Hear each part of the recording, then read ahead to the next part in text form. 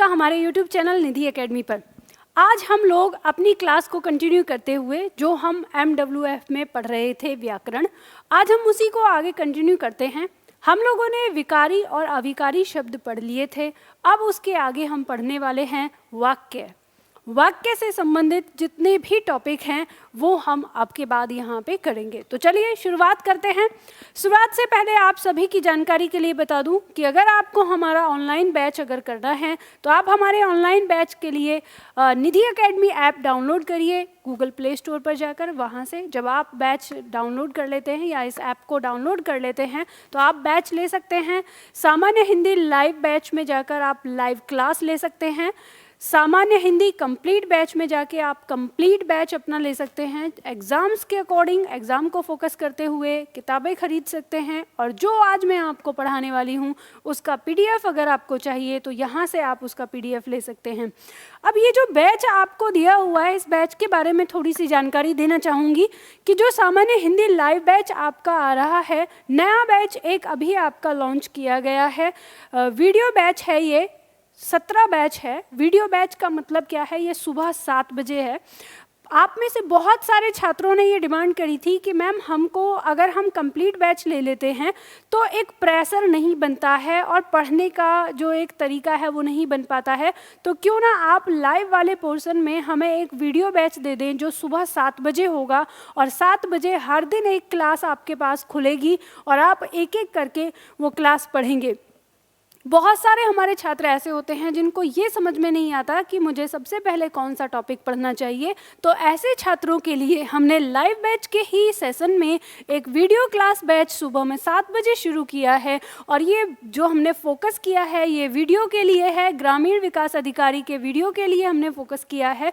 और ये बैच सुबह 7 बजे होगा, टारगेट बैच है। तो आप में से जो छात्र वीडियो के एग्ज़ाम की तैयारी कर रहे हैं उनके लिए ये बैच बहुत ही लाभकारी होगा। जिन्होंने ये बैच लिया हुआ है, यहाँ पर जो कंप्लीट बैच है इनके पास सारी जो क्लासेस हैं वो एक साथ हैं, तो आप यहाँ पे पढ़ सकते हैं। और भी अगर किसी और एग्ज़ाम की तैयारी कर रहे हैं तो वो आप यहाँ से ले सकते हैं। अपने एग्ज़ाम को देखिए और एग्ज़ाम्स के अकॉर्डिंग टारगेट करिए।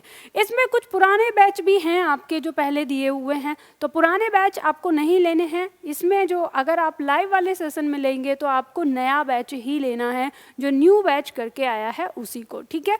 तो चलिए, ये बैच से संबंधित कुछ जानकारी थी। हम लोग शुरू करते हैं अपना टॉपिक जो आज हम पढ़ने वाले हैं। आज हम पढ़ने वाले हैं वाक्य और वाक्य से संबंधित और अन्य उसके भेद। वाक्य क्या होता है? हम सबसे पहले जब वाक्य की बात करते हैं तो वाक्य की परिभाषा हमारे सामने आती है कि शब्दों का ऐसा समूह जो एक सार्थक अर्थ देता हो वाक्य कहलाता है। शब्दों के आगे ब्रैकेट में लिखा हुआ है पद, ठीक है। पद जो हमने अभी पढ़े, तो हम उन्हीं शब्दों की बात कर रहे हैं, वो अपने पद के साथ आते हैं। तो शब्दों का वैसा समूह जो एक सार्थक अर्थ देता हो वाक्य कहलाता है। सार्थक अर्थ का मतलब है हमारे दिमाग में कोई भाव उत्पन्न होता हो, ठीक है। हमारे दिमाग में क्या होता हो, कोई भाव उत्पन्न होता हो, तो हम उसी को क्या कहते हैं, वाक्य कहते हैं। जैसे उदाहरण के तौर पर हम यहाँ देखेंगे, पक्षी आकाश में उड़ा करते हैं। जब हम इस वाक्य को पढ़ते हैं तो हमारे दिमाग में एक कल्पना बनती है, एक भाव बनता है कि कुछ पक्षी आकाश में उड़ते रहते हैं या उड़ा करते हैं। कुछ क्या, जो पक्षी होते हैं वो सभी क्या होते हैं, आकाश में उड़ते रहते हैं। तो ये जो क्रिया है, ये जो एक बात है, ये हमारे दिमाग में क्या हो गई, बन गई।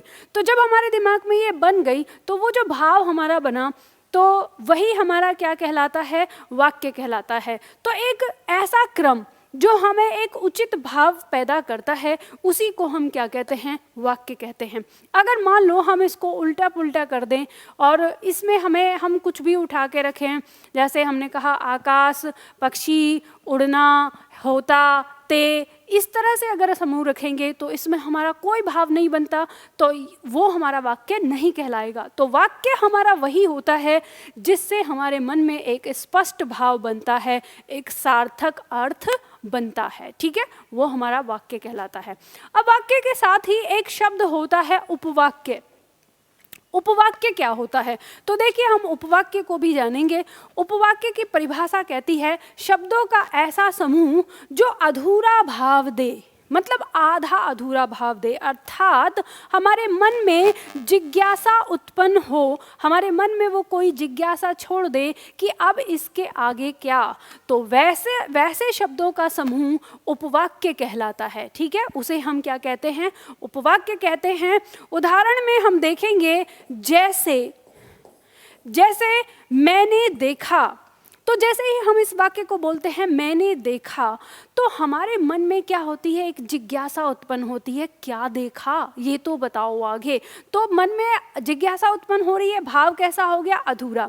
इससे पहले जब हमने वाक्य पढ़ा कि पक्षी आकाश में उड़ा करते हैं, तो इसमें एक पूरा भाव था, पूर्ण भाव था, इसमें कहीं कुछ अधूरा नहीं लग रहा था। लेकिन मैंने देखा, इस वाक्य में अधूरा भाव लग रहा है, तो इसलिए मैंने देखा एक क्या होगा? उपवाक्य की श्रेणी में आएगा। मोहन कहने लगा, हमने यही वाक्य देखा, मोहन कहने लगा। अब मन में जिज्ञासा हो गई कि क्या कहने लगा, आगे बताओ तो सही। यानी भाव कैसा है? अधूरा है, आधा अधूरा। तो यहाँ पर आपको ये बात समझ में आती है कि जिस वाक्य में हमारा भाव अधूरा रह जाता है, आधा अधूरा रह जाता है, वो हमारा वाक्य उपवाक्य कहलाता है, और जिस वाक्य में हमारा भाव पूरा हो जाता है, वो हमारा वाक्य वाक्य कहलाता है। अब ये मैटर नहीं करता कि हमारा उपवाक्य 2 शब्दों का है या हमारा उपवाक्य 3 शब्दों का है, इससे मतलब नहीं। हमारा वाक्य 2 शब्दों का भी हो सकता है।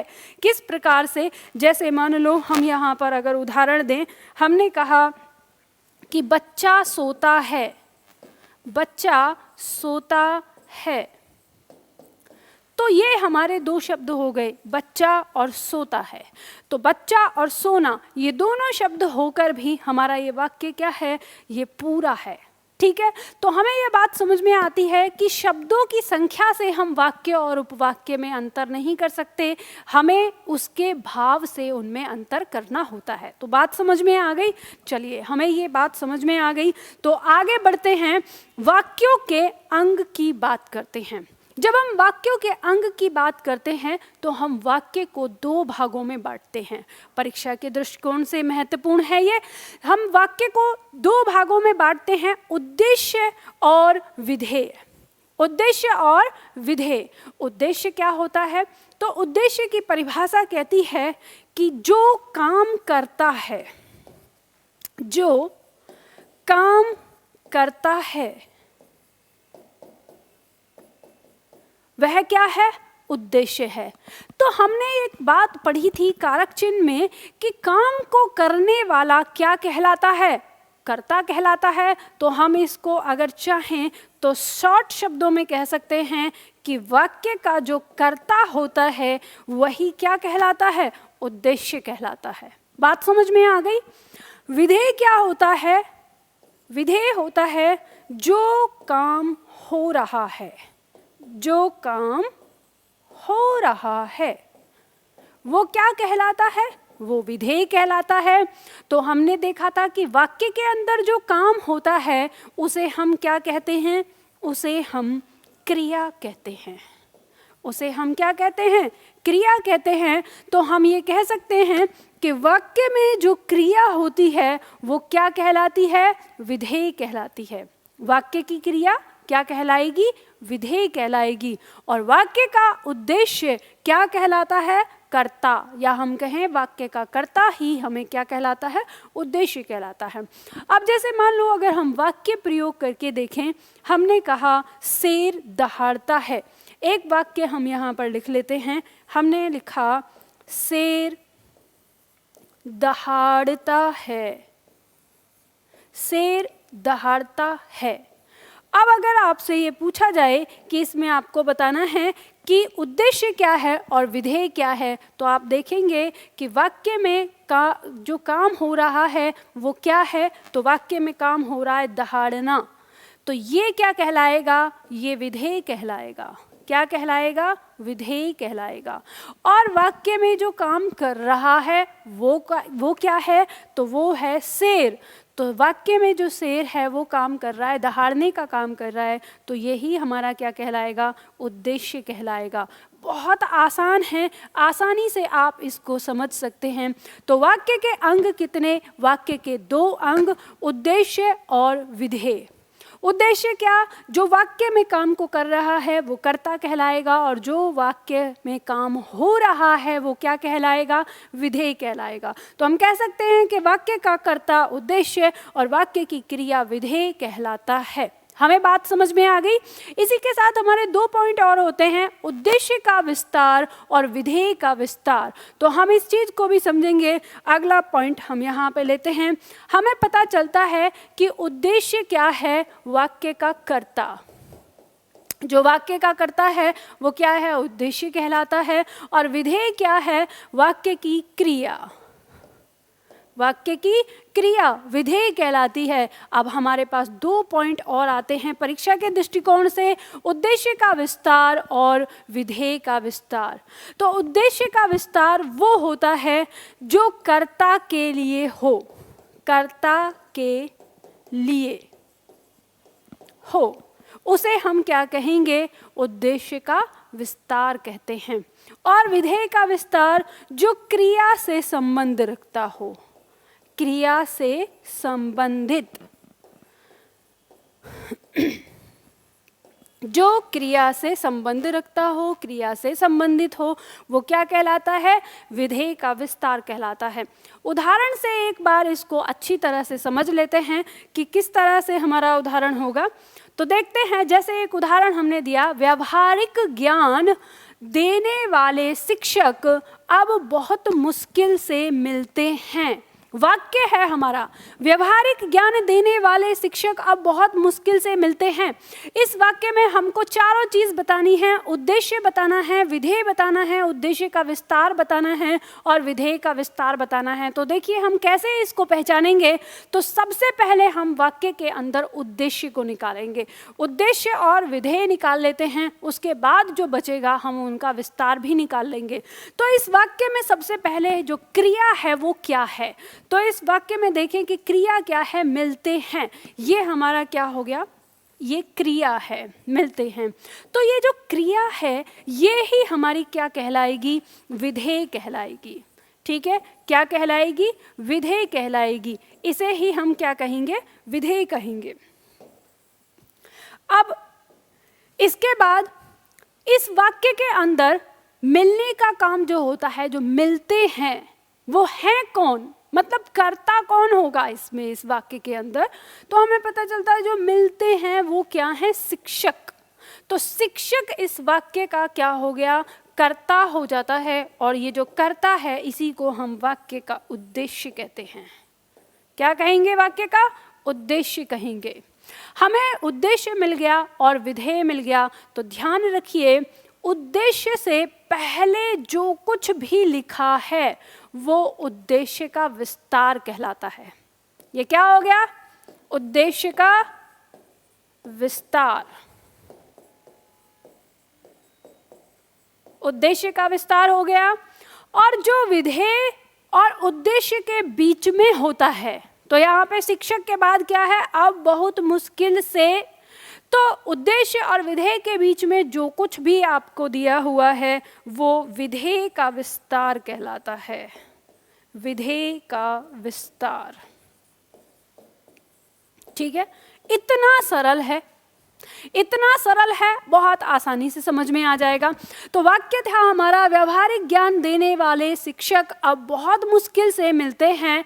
ये वाक्य हमारा दिया हुआ था और इस वाक्य में हमने देखा उद्देश्य, विधेय और उद्देश्य का विस्तार और विधेय का विस्तार। तो व्यावहारिक ज्ञान देने वाले, ये जो यहाँ पे टुकड़ा है ये उद्देश्य का विस्तार है, क्योंकि ये किसके लिए फोकस हो रहा है? ये शिक्षक के लिए फोकस हो रहा है।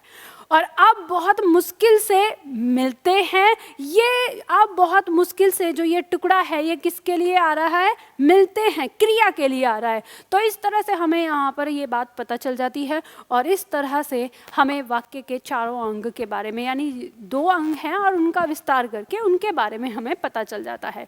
तो चलिए ये हमने यहाँ पे सीखा। अब इसके बाद हम वाक्य के क्रम की बात करते हैं। वाक्य के प्रकार पढ़ने से पहले हमें वाक्य से संबंधित संबंधित कुछ पॉइंट पढ़ने होते हैं, तो उसी क्रम में हम वाक्य का क्रम समझते हैं कि जब हम वाक्य बनाएंगे तो वाक्य का क्रम हम किस प्रकार से रखेंगे। जिस प्रकार से आप अंग्रेजी भाषा में हर जो सेंटेंस होता है उस सेंटेंस में जो आपके वर्ड्स आते हैं उन वर्ड्स का आप एक क्रम रखते हैं। जैसे मान लो आपका सब्जेक्ट है, सब्जेक्ट के बाद क्या आता है, वर्ब आता है, वर्ब के बाद ऑब्जेक्ट आता है, ऑब्जेक्ट के बाद अदर वर्ड आता है। तो इसी तरह से हिंदी भाषा के अंदर भी अपने आप में वाक्यों का एक क्रम होता है। ठीक है, देखिए हर भाषा लगभग कुछ कुछ एक जैसी होती है, उसके जो काम होते हैं, उसकी जैसे संज्ञा है तो वो नाउन के जैसा काम करेगी, जो उसका सर्वनाम है वो प्रोनाउन जैसा काम करेगा। क्यों ऐसा होता है? तो क्योंकि जो भाषा है वो एक दूसरे से मैच करती है, एक ही चीज़ है। तो इसलिए हम यहाँ पर देखते हैं कि जिस प्रकार से अंग्रेजी भाषा के जो सेंटेंस होते हैं उनके जो शब्द हैं, उनके जो वर्ड्स हैं, उनका एक निर्धारित क्रम होता है और तभी वो सेंटेंस एक सही बनता है।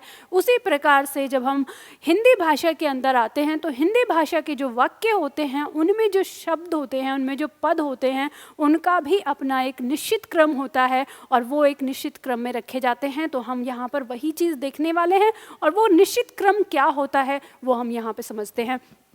तो देखते हैं वाक्यों के क्रम में सबसे पहला पॉइंट हमें दिया है कि यदि वाक्य में क्रिया और कर्ता आए हों तो वाक्य का क्रम क्या होता है।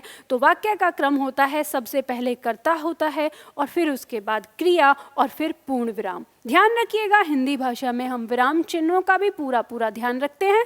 तो जैसे विराम चिन्ह की आवश्यकता होती है हम वैसे लगाते हैं, तभी हमारा वाक्य शुद्ध और पूर्ण होता है। तो हम जैसे मान लो हमने यहाँ पर उदाहरण लिया और हम यहाँ पर एक वाक्य लेते हैं। हमने कहा दीपू पढ़ता है, दीपू पढ़ता है।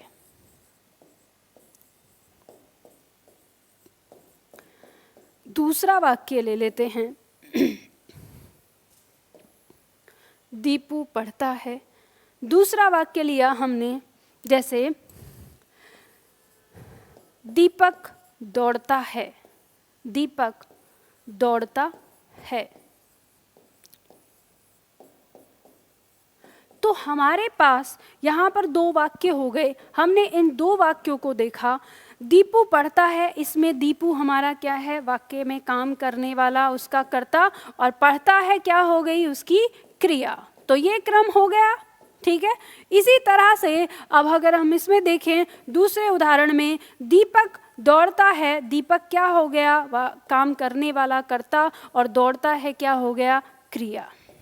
ठीक है, एकदम से सरल है, आसानी से आप इसको कर सकते हैं।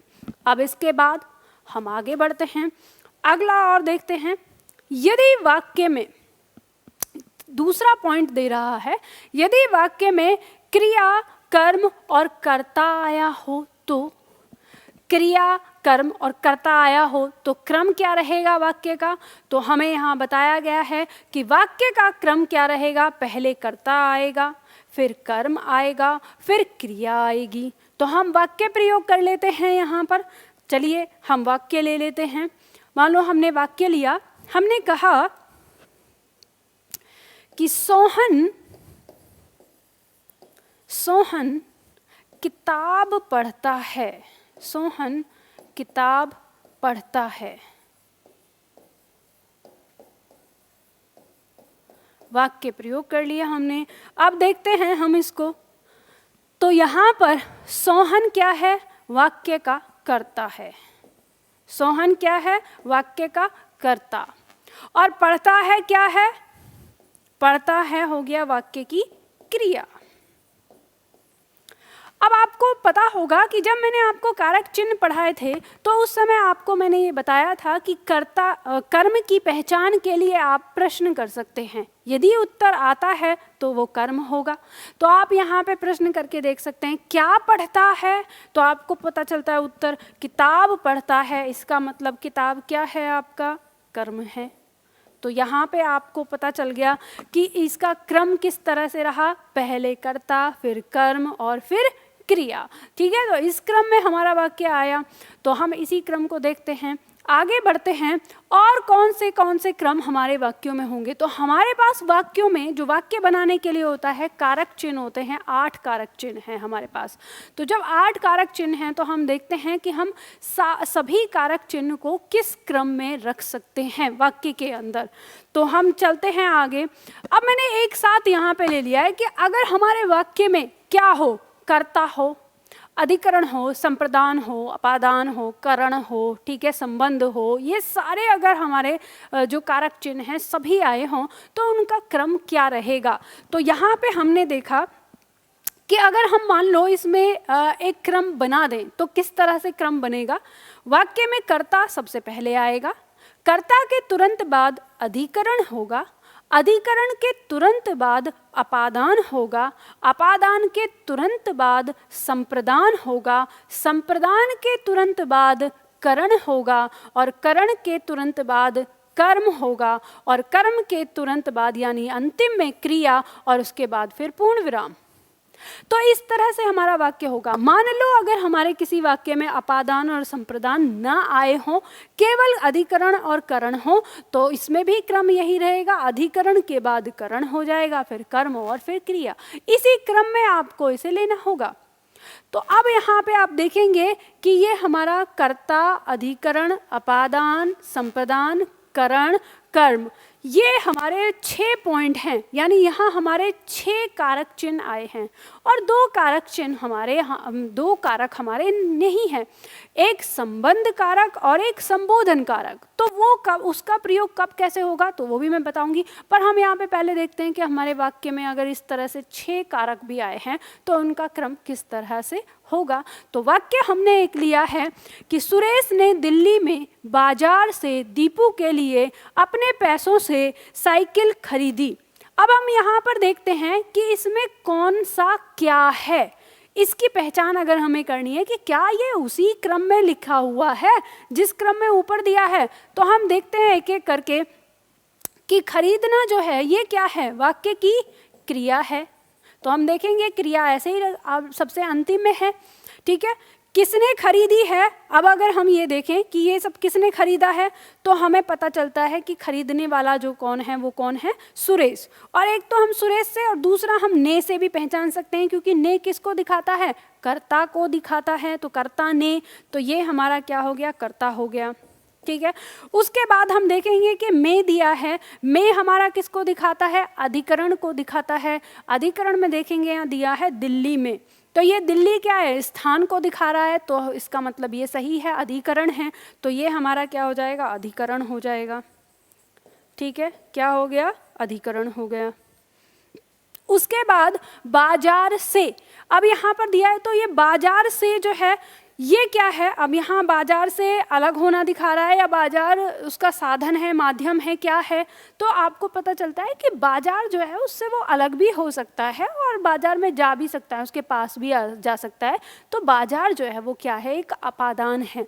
तो हमें पता चल जाता है कि ये क्या है, हमारा अपादान है, अपादान।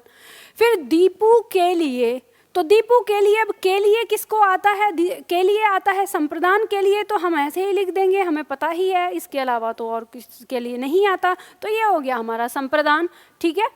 उसके बाद आगे दिया है अपने पैसों से, तो पैसों से यहाँ जो आया है आप देखेंगे कि जो खरीदने का काम हुआ है वो उसका क्या है, माध्यम है ना, उसके द्वारा खरीदा गया है, पैसों के द्वारा ही तो खरीदा गया है। तो के द्वारा का भाव आ रहा है तो इसका मतलब ये हमारा क्या है, करण हो जाएगा। अब इसके बाद हम देखेंगे खरीदी, अब आगे साइकिल है तो हम प्रश्न कर सकते हैं क्या खरीदी, तो उत्तर में मिल रहा है साइकिल खरीदी। तो ये हमारा जो साइकिल है ये क्या है, कर्म हो जाता है, क्या हो जाता है, कर्म। तो अब देखिए आपको यहाँ पे आसानी से पता चल रहा होगा कि यहाँ हम कह सकते हैं कर्ता आया है पहले, पहले कर्ता, अधिकरण, अधिकरण, अपादान, अपादान, संप्रदान, संप्रदान, करण, करण, फिर आगे कर्म और क्रिया। अब आपके दिमाग में अगर ये सवाल उठे कि यहाँ पे हमने सबको रेखांकित करके देखा, अब इसमें एक पॉइंट बिना ऐसा बच गया कि जो जिसको हमने रेखांकित नहीं किया है। जैसे अब अगर आपसे एग्जामिनर इसके बारे में पूछ ले कि ये अपने क्या है, तो क्या बताओगे आप इसको? ये जो अपने यहाँ पर दिया हुआ है तो ये क्या है? तो आप देखेंगे सबसे पहले कि ये जो अपने हैं ये क्या है, एक किसको दिखा रहा है? ये सर्वनाम को दिखा रहा है। लेकिन सर्वनाम में भी अगर हम इसको खोजें तो ना नी ने दिया हुआ है, तो आपको याद है कि अगर हम ना नी ने वाला देखें तो वो कौन सा कारक होता है? तो आपको पता चलता है कि वो हमारा संबंध कारक होता है। हमने देखा ना, का, की, के, ना, नी, ने, रा, री, रे, तो मैंने समझाया था आपको। तो ये यहाँ पर ना नी ने आ रहा है, तो ये वो सर्वनाम है जो क्या दिखा रहा है? संबंध दिखा रहा है। पैसे किसके? अपने। तो पैसों से अपने का क्या, पैसों से सुरेश का क्या संबंध ही तो दिखा रहा है ना। तो ये इस तरह से हमें यहाँ समझ में आता है। तो ये हमारा क्या हो जाएगा? एक तो ये हमारा संबंध कारक हो जाएगा। ठीक है, क्या हो जाएगा? संबंध कारक। दूसरा, अगर हम इस सर्वनाम का भेद देखें, अगर हम देखें कि मतलब ये जो शब्द है, शब्द का भेद देखें, तो पैसे कैसे हैं? अपने हैं। पैसे संज्ञा है और उससे पहले अपने शब्द दिया है, ये उसकी विशेषता भी बता रहा है। तो हम इसको सार्वनामिक विशेषण भी कह सकते हैं। ठीक है, क्या कह सकते हैं? सार्वनामिक विशेषण। तो ये अपनी यहाँ पे एक पोजीशन दिखा रहा है कि सार्वनामिक विशेषण है। लेकिन अगर हम चाहें, हम इसे अगर सर्वनाम का भेद देना चाहें कि सर्वनाम का कौन सा भेद है, तो पैसे किसके हैं? अपने पैसे हैं। मतलब क्या कर रहा है? निश्चित कर रहा है। संज्ञा से पहले आकर सर्वनाम निश्चित कर रहा है, तो यह निश्चयवाचक भी हो जाएगा। ये क्या हो जाएगा? यह निश्चयवाचक सर्वनाम भी हो जाएगा। निश्चयवाचक सर्वनाम। अब देखो, आपको एक बात यहाँ पर ध्यान रखनी होगी कि जो कुछ भी आपने पढ़ा, लास्ट क्लास में मैंने आपको क्या बताया था कि आपको पढ़ने पद के भेद। अब पद परिचय आपको देना है। तो पद परिचय कैसे देंगे? क्योंकि एक एक शब्द के विषय में आपको पता होना चाहिए कि वाक्य में प्रयोग होके क्या है, किस पद को अपने साथ लेकर चल रहा है। तो सारी चीज़ आपको इसमें पता होनी चाहिए। तो इस तरह से आप इन शब्दों के बारे में देख सकते हैं, क्रम के बारे में देख सकते हैं। अब सवाल उठता है, जैसे हमारा संबंध कारक आ गया, तो संबंध कारक एक हमारा ऐसा कारक है, वो अपने संबंधी के साथ लगता है। उसका संबंध यदि कर्ता से है तो कर्ता के पहले लग जाएगा। उसका संबंध यदि अधिकरण से है तो अधिकरण से पहले लग जाएगा। उसका संबंध यदि अपादान से है तो अपादान से पहले लग जाएगा। उसका संबंध यदि संप्रदान से है तो इससे पहले लग जाएगा। मतलब उसका संबंध जिससे होगा वो उससे पहले लग जाएगा। तो संबंध कारक हमारा वाक्य में अपने संबंधी के साथ लगता है। अब एक बचा लास्ट में आठवां बचता है हमारा संबोधन। तो संबोधन का प्रयोग कहाँ होता है? तो जब हमने कारक चिन्ह पढ़ा था तो हमने देखा था संबोधन का प्रयोग वाक्य में सदैव सबसे पहले होता है। तो वाक्य जब भी हमारा बनेगा उसमें संबोधन पहले ही आएगा, वो हमारा कर्ता से भी पहले आ जाएगा। और शायद ऐसे वाक्यों के अंदर कर्ता होता ही नहीं है। जैसे मान लो हम कहें, अगर होता भी है तो बीच में ही आएगा। ठीक है, तो ये बात ध्यान दीजिए। तो आपको यहाँ पर ये बात समझ में आ गई होगी। तो हमने यहाँ पर वाक्यों के क्रम में देखा, और इस तरह के आप तमाम वाक्य बनाकर इनके क्रम को देख सकते हैं। तो यहाँ पर हमने वाक्य के बारे में क्या क्या पढ़ा, एक बार हम यहाँ रिवीजन करते हैं। हमने वाक्य की परिभाषा देखी। परिभाषा में कहा कि वाक्य शब्दों का ऐसा समूह जो सार्थक अर्थ देता है वो वाक्य कहलाता है, और शब्दों का ऐसा समूह जो सार्थक अर्थ, जो अधूरा भाव छोड़ देता है, जिसमें हमें भाव अधूरा रहता है, वो उपवाक्य कहलाता है। हमने फिर यहाँ पर वाक्य के अंग देखे। वाक्य के दो अंग होते हैं, उद्देश्य और विधेय।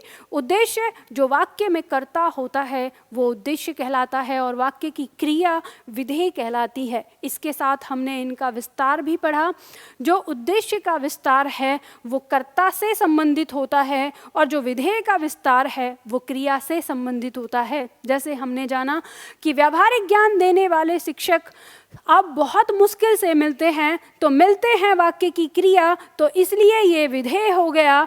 और उद्देश्य वाक्य का करता है तो इसलिए ये उद्देश्य, शिक्षक वाक्य का करता है तो ये क्या हो गया, उद्देश्य हो गया। और व्यावहारिक ज्ञान देने वाला ये किसके लिए आया है, शिक्षक के लिए, तो उद्देश्य का विस्तार हो गया।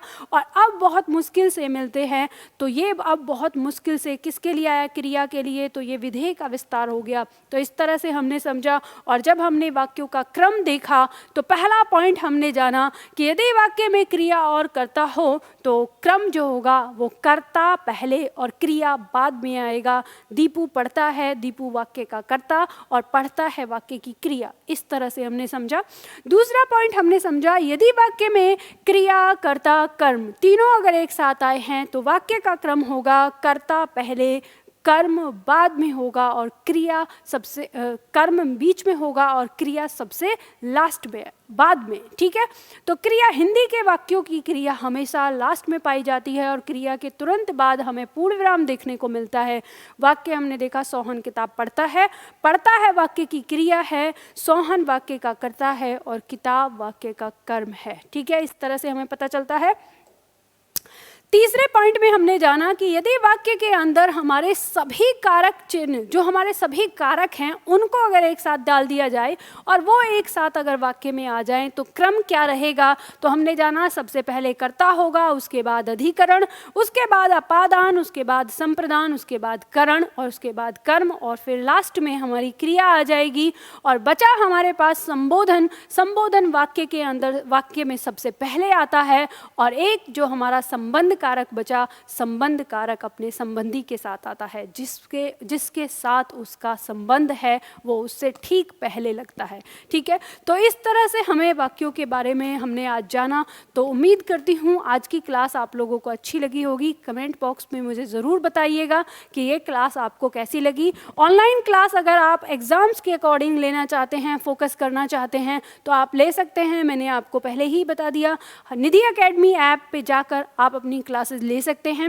और इस ऐप को आप डाउनलोड करके रख लीजिए पूरा, क्योंकि इस ऐप पे आपको बहुत सारी चीज़ें फ्री ऑफ कॉस्ट मिलती हैं।